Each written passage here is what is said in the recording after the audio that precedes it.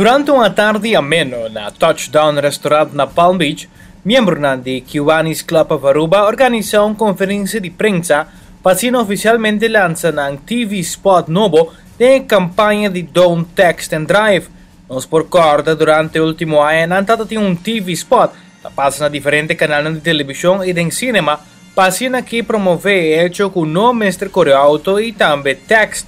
A dona de conhecer que o corpo policial constatar com uma grande quantidade de acidentes que está passando no último tempo, está por causa de pessoas que estavam manejando um auto e no mesmo momento estavam chatando no celular. Para Juan Torres, que estava produtor de TV Spot, é um prazer de portar junto com Kiwanis um projeto assim bom. Se trata aqui de um projeto grande de conscientização.